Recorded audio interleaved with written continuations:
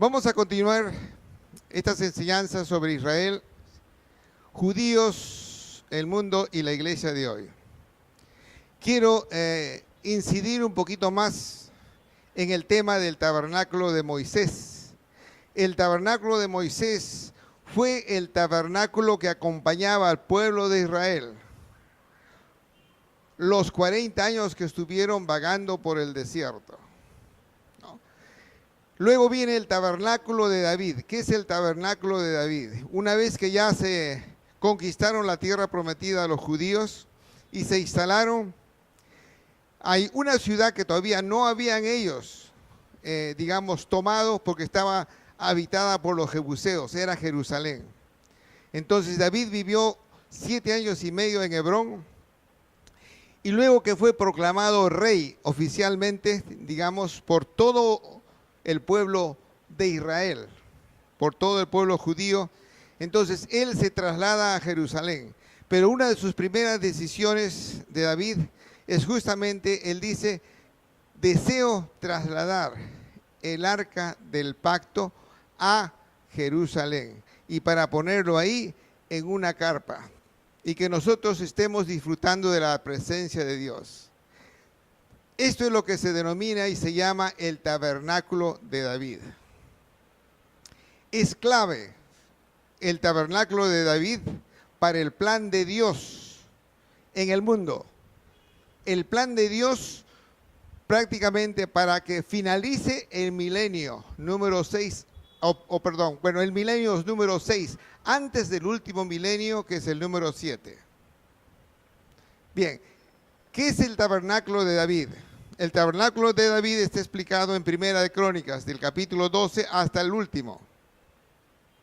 Ahí está exactamente todo. Y es recomendable que lo lean. Realmente es hermoso. Y este tabernáculo de David fue establecido ¿por quiénes? Por el pueblo judío. Por el pueblo judío. El tabernáculo de David establecido por el pueblo judío. Y eso es importante acordarse. ¿Por qué? Porque tanto Amos y en el libro de los Hechos se habla de restablecer nuevamente el tabernáculo de David. Y tiene que ser hecho por los judíos. Y aquí quiero recordarles justamente lo que dice la Biblia en estas dos profecías, en Amos 9, a partir del versículo 11. Dice, en aquel día, está hablando Dios, en aquel día yo, es Dios, levantaré el tabernáculo caído de David y cerraré sus portillos y levantaré sus ruinas y lo edificaré como el tiempo pasado. ¿Por qué dice caído, el tabernáculo de David caído? David lo establece y realmente, vamos a decir, sus dominios son extraordinarios. Cuando David toma como primera prioridad a Dios, en serio, con mucha reverencia, con mucha alabanza, Dios lo hace invencible. Los dominios de David se extienden hasta el río Éufrates y al sur hasta el Negev. Después del Negev ya no existía nada, como hoy día existe muy poco después del Negev. Estuvimos con Graciela en Jerusalén el 2014. Entonces prácticamente todo el territorio que Dios le había dado a los judíos, David lo tenía por ese hecho. Si tú pones a Dios como primera prioridad en tu vida y lo demuestras a Dios, no te imaginas la ayuda que vas a tener. Pero ¿qué sucede? Viene Salomón, Salomón gobierna, Salomón cae, muere y sus dos hijos dividen el imperio. El imperio del norte, que es Israel, y el imperio del sur, que es Judá. En el sur están las tribus de Judá, Benjamín y los levitas. Los asirios conquistan Israel y lo esparcen en toda esa región.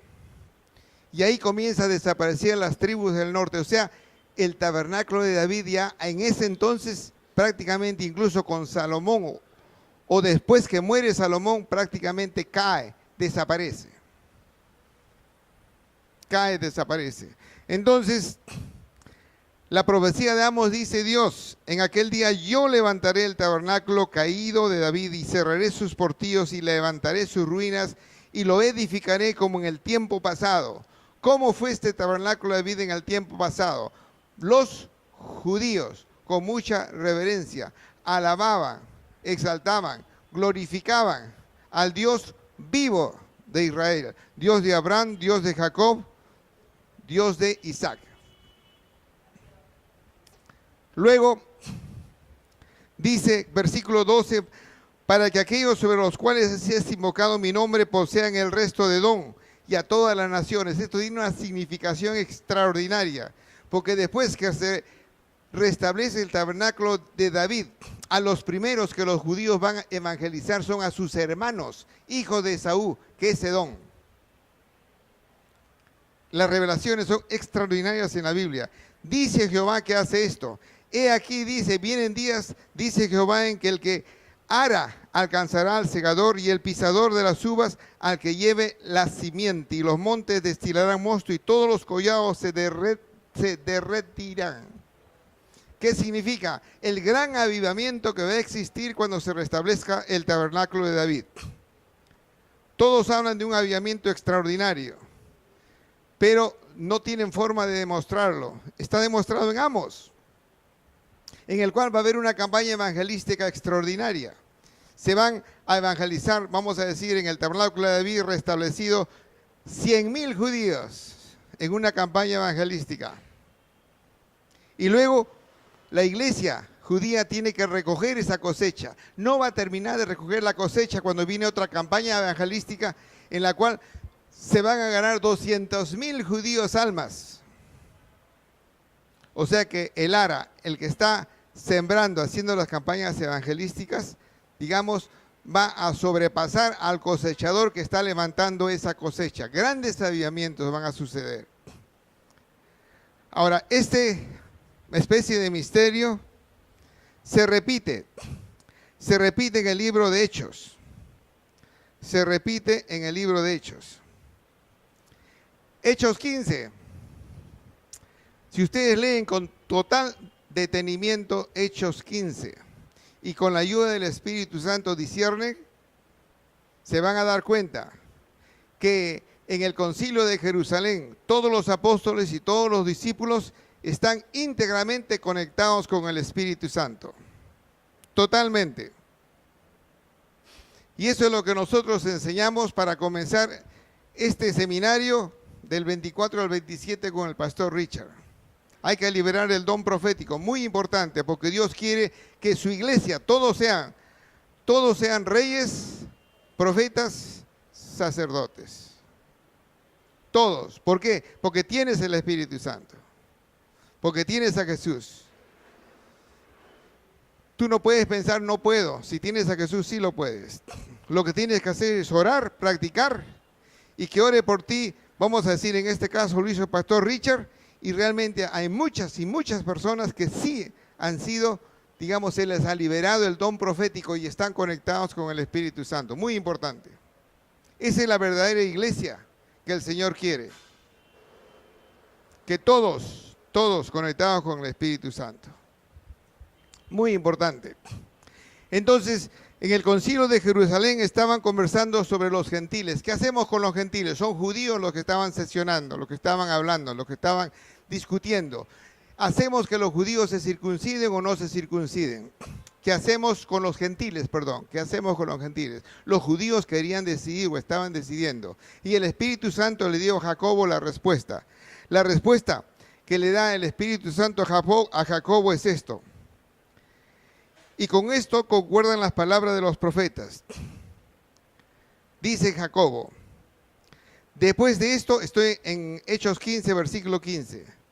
Después de esto volveré y reedificaré el tabernáculo de David que está caído y repararé sus ruinas y lo volveré a levantar, para que el resto de los hombres busquen al Señor y todos los gentiles sobre los cuales así es invocado mi nombre, dice el Señor, que hace conocer todo esto desde tiempos antiguos, por lo cual yo juzgo que no se inquietan los gentiles que se conviertan a Dios, sino que se les escriba que se aparten de la contaminación de los ídolos, de la fornicación, de ahogo y de sangre.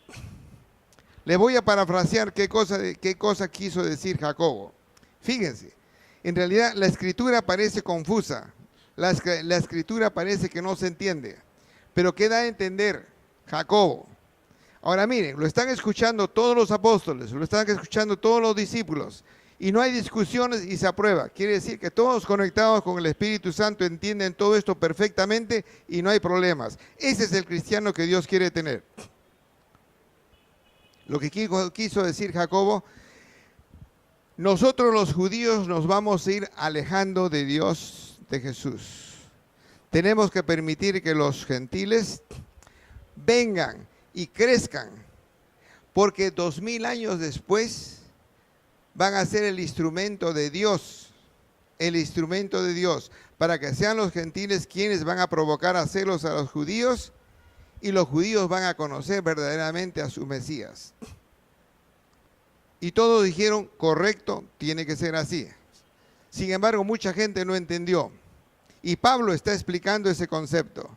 Entonces Pablo a los romanos explica Romanos 9, lo que fueron los judíos, Romanos 10, lo que son los judíos en esa época y hoy día también. Tienen que estudiar Romanos 10. Y Romanos 11, el futuro de los judíos. En Romanos 11, justamente el futuro de los judíos, en Romanos 11, 25, es que para que el gentil pueda provocar a celos y traer a los judíos a Cristo Jesús, los gentiles tienen que llegar a su plenitud, llenos de Cristo, y llenados de Cristo los gentiles, con la instrucción del Espíritu Santo, van a saber cómo atraer al judío a Cristo. Gentil, con tu inteligencia o con tus opiniones propias, no vas a tener ninguna idea cómo atraer al judío a Cristo. Es el Espíritu Santo que te lo tiene que explicar. Eso es arribar a la plenitud. De nuevo, tienes que revisar en el griego,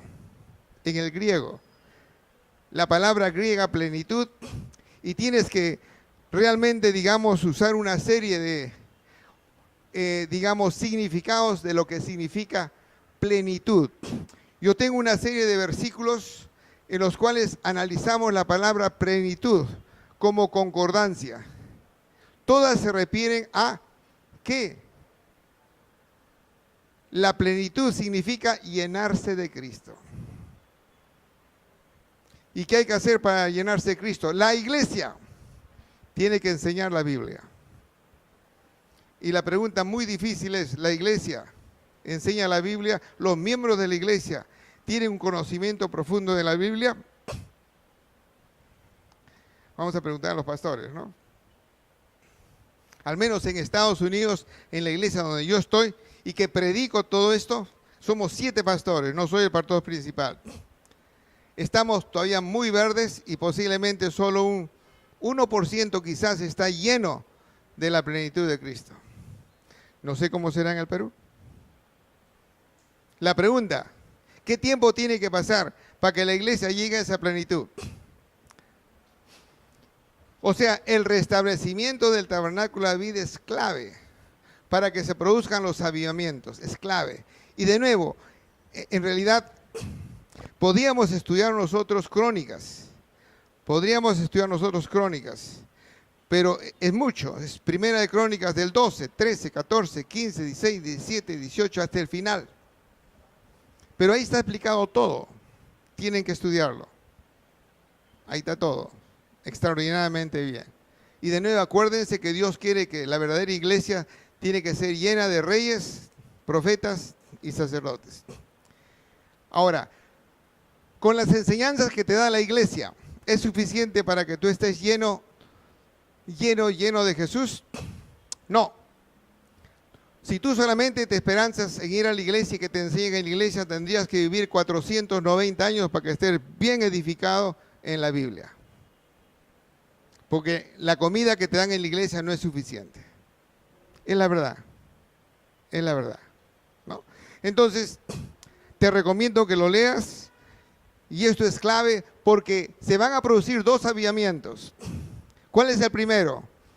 Cuando el tabernáculo de David se restablezca, ¿qué va a pasar? Los judíos van a reinjertarse en olivo.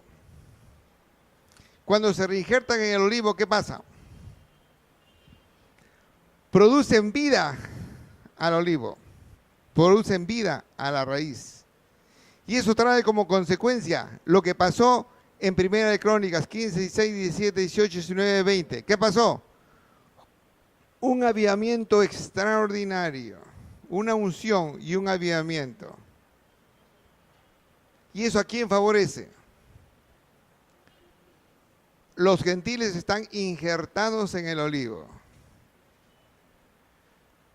Los gentiles injertados dan vida al olivo. No. Se favorecen de la vida del árbol del olivo que los judíos reinjertados van a dar. Estuve en Bagua y les hice esa pregunta a los agricultores. Me contestaron instantáneamente. ¡Boom! Ahí los judíos son los que dan vida a la planta. Y los injertados no. Los injertados se favorecen. O sea, los agricultores sabían perfectamente el concepto y me lo confirmaron. Entonces, primer avivamiento, restablecimiento del tabernáculo. Tremendo avivamiento. Se benefician los gentiles. Va a ser el segundo avivamiento. Después de estos grandes avivamientos, ¿qué viene? Arrebatamiento de la iglesia. Condición, restablecer el tabernáculo de David. ¿Quiénes lo hacen? Los gentiles. ¿Cuándo? Lleguen a su plenitud. ¿Qué tiempo falta? Pastores, hay que enseñar la Biblia. Hay que llenar de Biblia la iglesia y los miembros de la iglesia. Y cuando lean la Biblia, los cristianos nos vamos a dar cuenta a quién tenemos en el corazón y la reverencia que le tenemos que tener al Señor.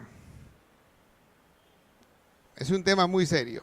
Bien, entonces viene el arrebatamiento de la iglesia y después del arrebatamiento, ¿qué viene? Viene la tribulación. Después viene la segunda venida. El arrebatamiento es antes de la tribulación. Hay muchos pastores que están peleando y diciendo, no, es antes de la tribulación. Otros dicen, no, es en el medio de la tribulación. No, no, no, es al final de la tribulación. ¿Qué tienen que hacer? Leer Levítico 23. ¿Dónde está? En la Biblia. La Biblia, y Jesús ya lo estableció como es, y ahí terminó todo. Es simple, muy importante. Entonces, ahí prácticamente va a terminar el milenio. Entonces, la responsabilidad de la iglesia es muy grande. Pastores, no hay que jugar a la iglesia. Ponerse serios. Y tienen que proclamar los pastores este mensaje con total seriedad. ¿Qué van a proclamar? La Biblia. Jamás digan, el pastor Guillermo opina de esta manera, nunca. ¿Qué van a decir? El pastor Guillermo nos enseñó en la Biblia los acontecimientos y tiene que ver Génesis, Primera de Crónicas, Amos, Hechos, Romanos, Apocalipsis, etc. Muy importante. Bien, entonces con esto vamos a decir, terminamos este punto que es muy importante. Vamos a enseguida a enseñarles lo que se refiere a pacto, a pactos. Pero antes, si hay algunas preguntas, voy a responderlas. Bien, me han hecho una pregunta muy interesante acerca del arrebatamiento o del tiempo, los tiempos del arrebatamiento, la tribulación y la segunda venida de Jesús. Es interesantísimo. La respuesta está en Levítico 23. En Levítico 23 se nos enseñan las fiestas judías y es necesario estudiar con bastante profundidad las fiestas judías, porque el plan de Dios en el mundo, todo está basado en las fiestas que Él estableció para con los judíos. El plan de Dios en el mundo está basado íntegramente en las fiestas judías. Y lo vamos a mencionar en una forma bastante rápida en Levítico 23. En Levítico 23 nos explica que es muy importante guardar el Sabbat.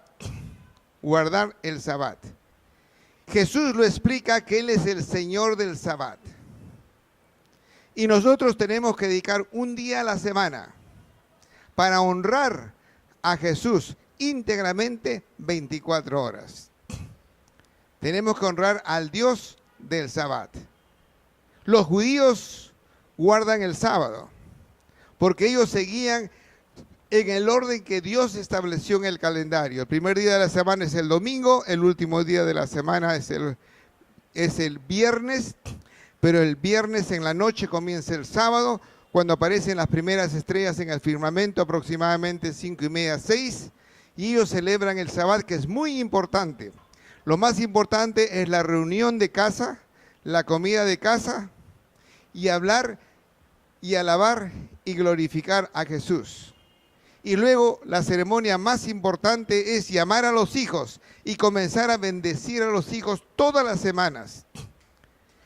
Se bendice a los hijos diciéndole: hijo, yo te bendigo en el nombre de Jesús para que tú seas el primero de la clase, para que seas muy inteligente, para que seas tú un inventor, para que seas tú un hombre de negocio, para que seas tú, digamos, un hombre que nunca se va a enfermar, que seas saludable, para que tú seas, sí, multimillonario y ayudes, hagas obras sociales, para que tú seas, digamos, un abogado de primera, para que seas tú, digamos, el presidente de la República y que siempre estás, digamos, en posiciones de responsabilidad. En el nombre de Jesús te bendigo.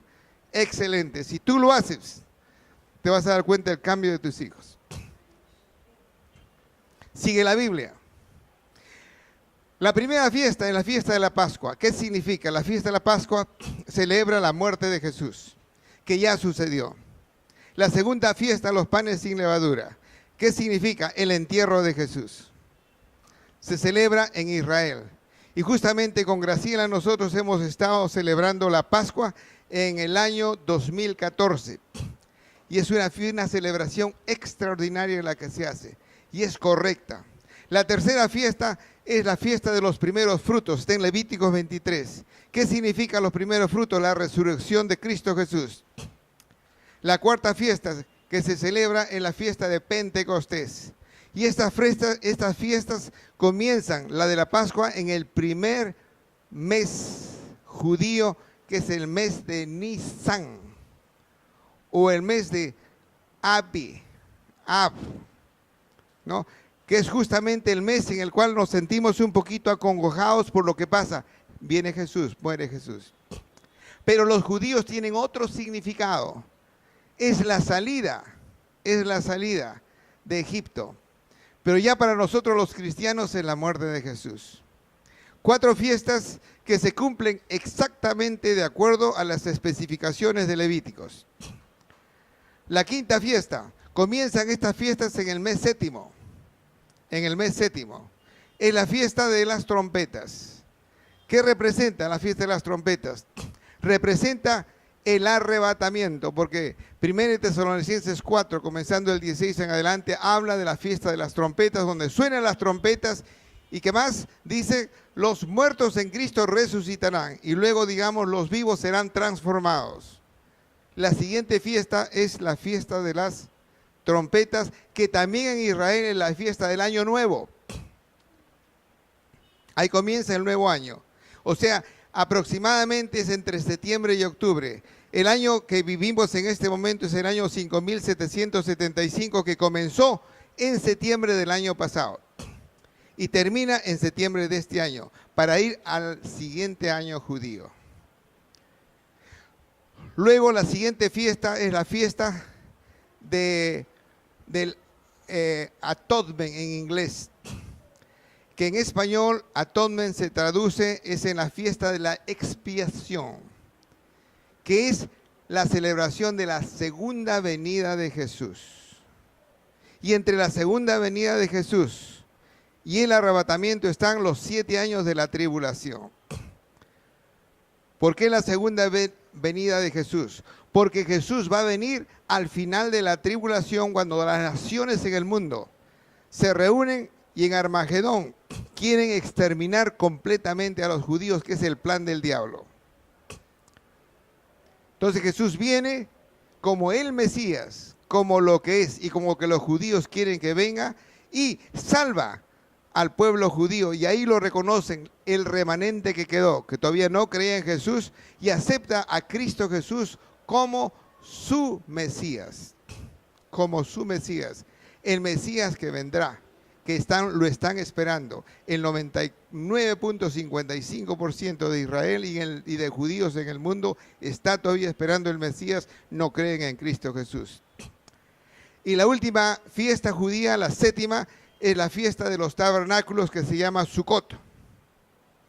Sukkot, que es la celebración del milenio. Son todas las fiestas. La primera fiesta, trompetas o Rosh Hashanah. La segunda es la fiesta de la, digamos, del Atonement, o también se llama la fiesta de Yom Kippur. Y la tercera, la fiesta de los tabernáculos o la fiesta de Sukkot. Son las 6 fiestas judías. Es muy importante estudiarlas, leerlas versículo por versículo, y el plan de Dios siempre está basado en todas estas fiestas judías. Bien, con eso observo una de las preguntas que me hicieron, y no sé si hay una última pregunta que podría darles chance, y si no hay, quiero hablarles muy rápido sobre los pactos. Sobre los pactos.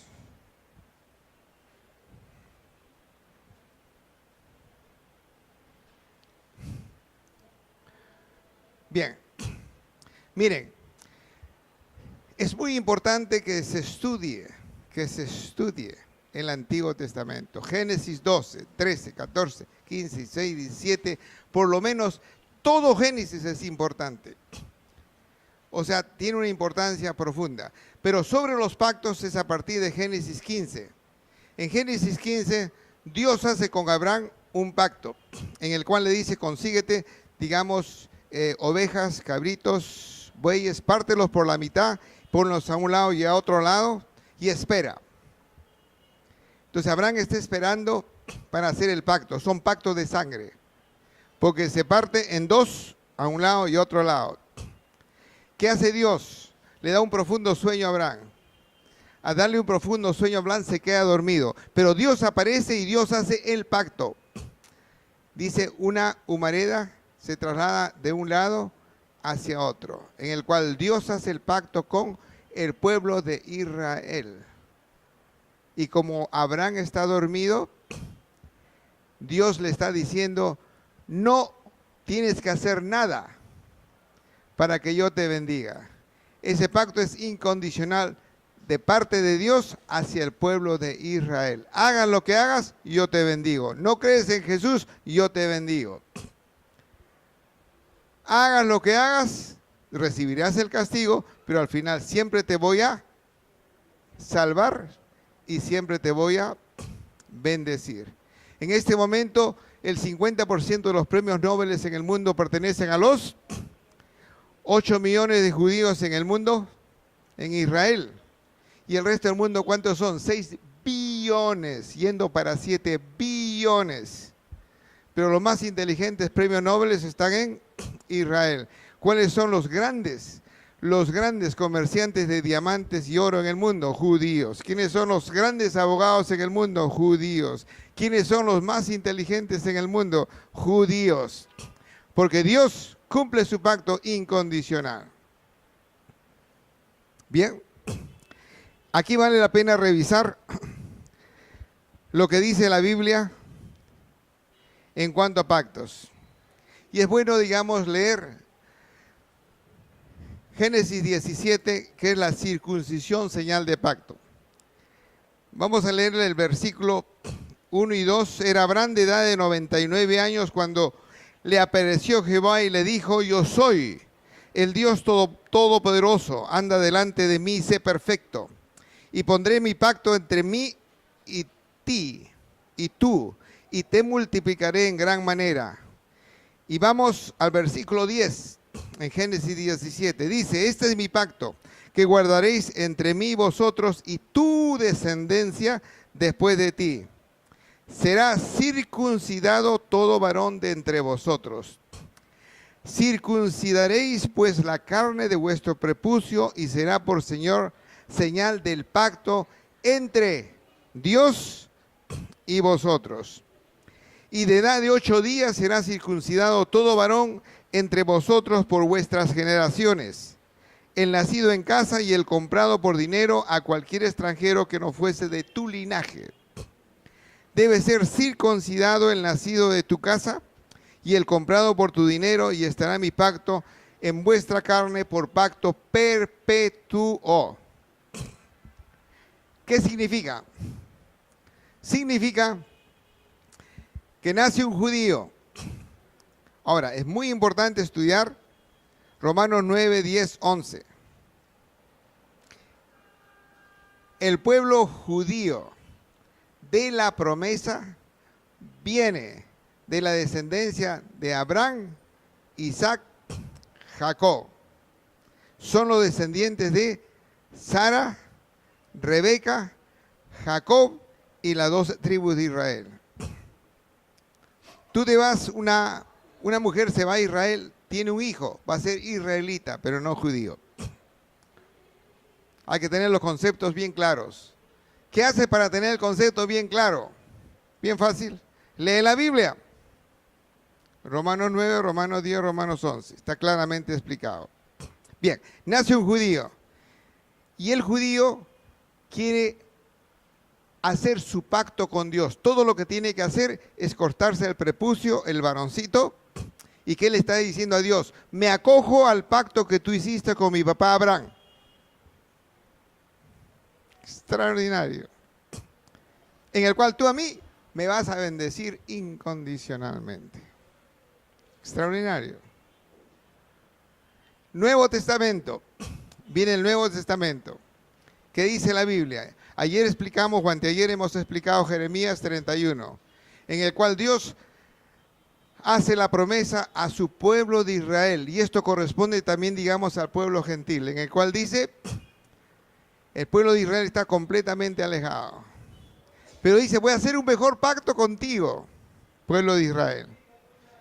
Dice, voy a establecer mi ley en tu mente y voy a escribirla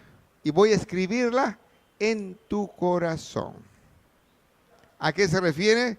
Que cuando viene Jesús, Jesús dice, venga, ese templo va a ser destruido, pero yo en 3 días lo levanto. ¿A qué se refiere? Que cuando resucita va al cielo y nosotros recibimos a Jesús, va a ser restablecido ese templo en nosotros. También lo va a hacer para los judíos y lo hace para los gentiles. Cuando recibimos a Jesús, establecemos un pacto con Jesús, pero es un pacto condicional. ¿Por qué es un pacto condicional? Porque Jesús nos va a juzgar. Romanos 2:16. ¿Qué dice Romanos 2:16?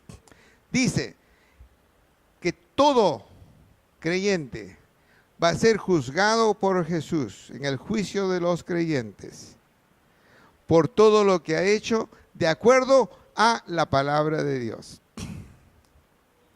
No dice de acuerdo al Nuevo Testamento, es de acuerdo a la palabra de Dios. Entonces, como cristianos nosotros recibimos a Jesús, lo tenemos en el corazón y entramos en un pacto con Jesús de acuerdo a sus condiciones. ¿Cuáles son sus condiciones? Están en la Biblia, están en la palabra de Dios. Tenemos que estudiarla. Ahí está todo especificado. Lo más importante es que su pueblo siempre se ocupe de trabajar para el reino de Dios. Si ustedes leen Hechos, capítulo 1, ¿qué dice? Jesús resucita. Jesús aparece a sus discípulos y aparece, digamos, en Jerusalén. ¿Y qué está haciendo? Está predicando al reino de Dios. ¿Cuál es la otra? Bueno, hay muchas condiciones del pacto que el cristiano debe saber. La otra que es muy importante, está en Juan 17. Y habla sobre la unidad. Juan 17, versículos 18, 19, 20, 21. Jesús ora. La oración de Jesús es muy linda, muy hermosa. Dice, yo estoy orando por el pueblo judío. para que el pueblo judío enseñe al pueblo gentil, para que el pueblo gentil me conozca. Y estoy orando para que este pueblo gentil haga lo que el Espíritu Santo le va a indicar. Es el plan de Dios. Si leen ustedes las Escrituras, todo eso está explicado, y en este video está extraordinariamente bien explicado también, porque en realidad aquí usamos nosotros transparencias, etcétera. Bien, entonces Dios quiere que su iglesia esté en esa plena unidad. Pero lo que más le interesa a Jesús, que la unidad exista entre el pueblo judío y el pueblo gentil. ¿Cuándo sucede? Cuando el pueblo judío restablece el tabernáculo de David. ¿Qué sucede? En esas circunstancias, las ramas desgajadas de los judíos se van a nuevamente injertar en el olivo. Y en ese mismo olivo están las ramas de los gentiles, injertadas. Entonces, en ese árbol del olivo, ¿quiénes están? Están los judíos, están los gentiles. Y eso es lo que se conoce como un solo hombre en unidad. El pueblo judío, el pueblo gentil. Esta es una revelación extraordinaria que Jesús me lo dio en las últimas 5, 6, 7 noches. Ahí está, me dice. En el árbol del olivo, ¿cierto? Ahí está. En realidad, todo está explicado en la palabra de Dios. Es cuestión de pedir al Espíritu Santo la revelación, y lo más importante es que nosotros, al estudiar la palabra de Dios, tenemos que llenarnos de Cristo, arribar a su plenitud, tener completamente una relación con el Espíritu Santo y estar esperando lo que el Espíritu Santo nos diga para hacer para el reino de Dios y para cumplir el plan de Dios, buscar la unidad de la iglesia y la unidad de judíos y gentiles. La Biblia es extraordinaria. Si ustedes reciben esa revelación, estarían saltando como yo. Extraordinario. Gloria al Señor. Bien, entonces yo creo que he contestado todas sus preguntas. Y ahora todo lo que les puedo decir es que todos tengan un gran shalom. Shalom, shalom.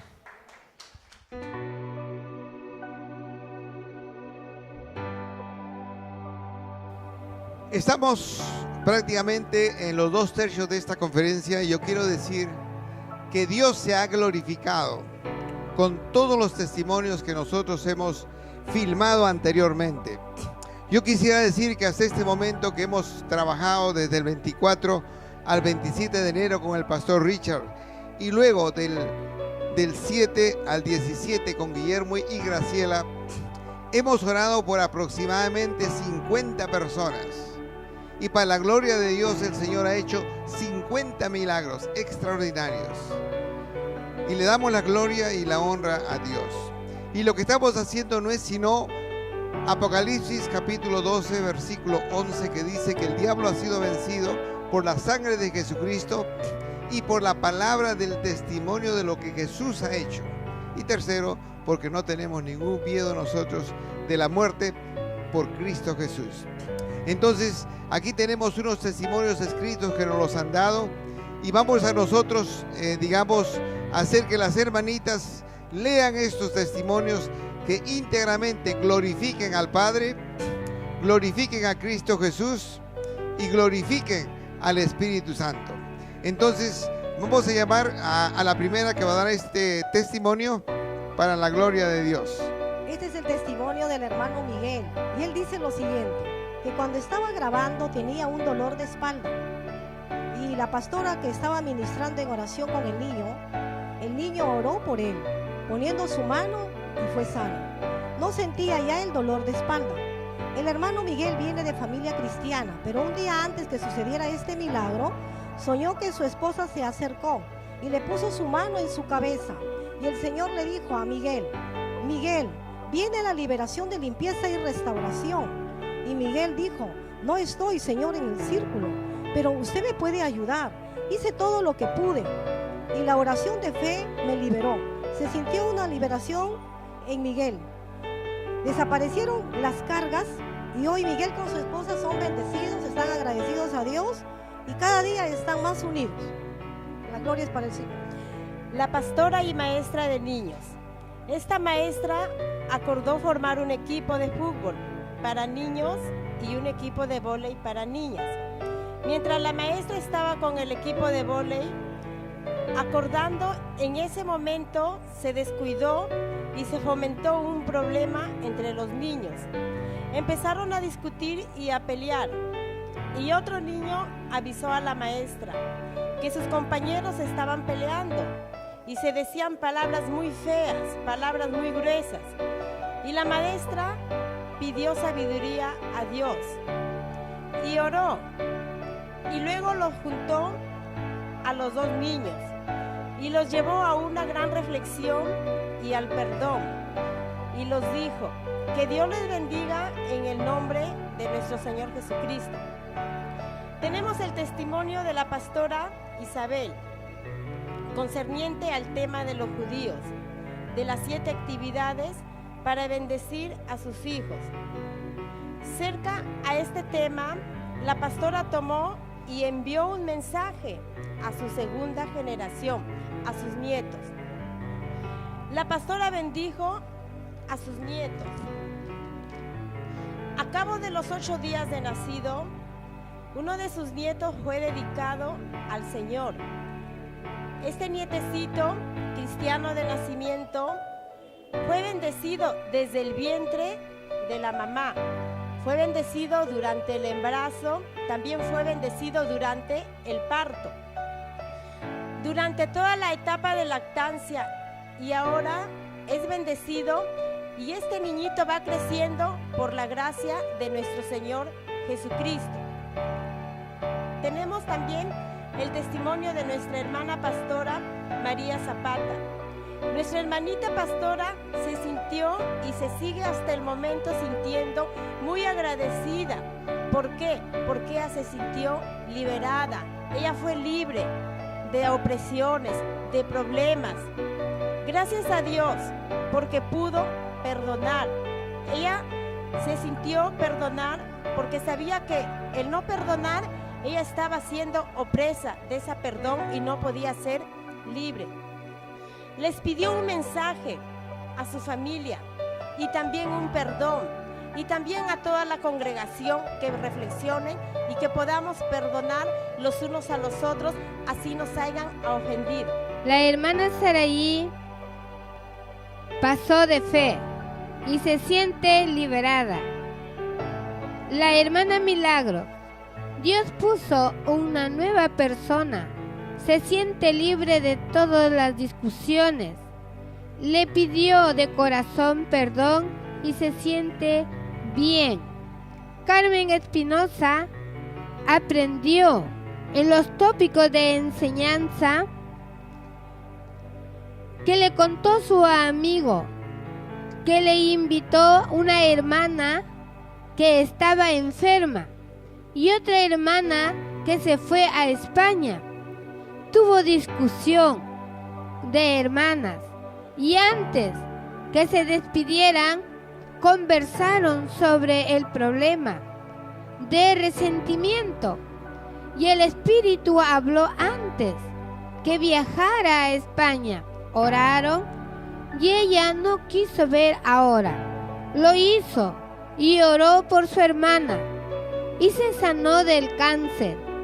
Y la otra hermana viajó, les bendijo en el nombre de Jesús. A Él sea la honra y a Él sea la gloria. La pastora Gaby pasó días muy difíciles porque tiene a su mamá enferma y por eso no pudo estar en las reuniones de este evento.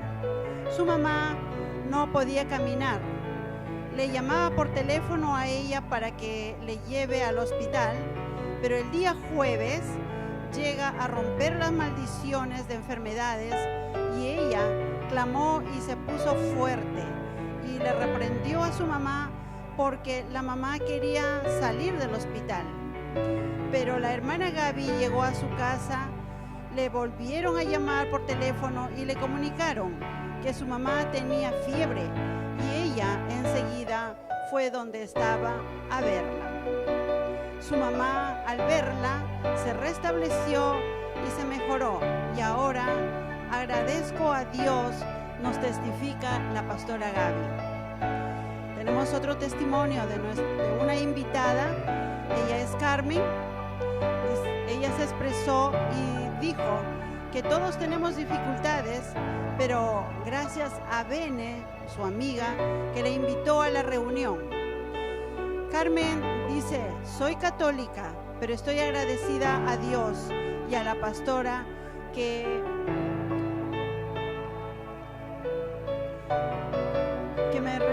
me hizo el recibimiento y con la palabra de Dios que le tocó. Carmen testifica, estoy muy agradecida a Dios. La gloria sea a Dios. Bendito sea nuestro Dios. Invito acá a nuestras hermanas para glorificar juntas a nuestro Dios, ¿sí? A Él sea toda la gloria, la honra, el poder, la alabanza y la magnificencia. Por el poder de su palabra, estos testimonios. Gloria a Dios y gloria a Dios. Amén.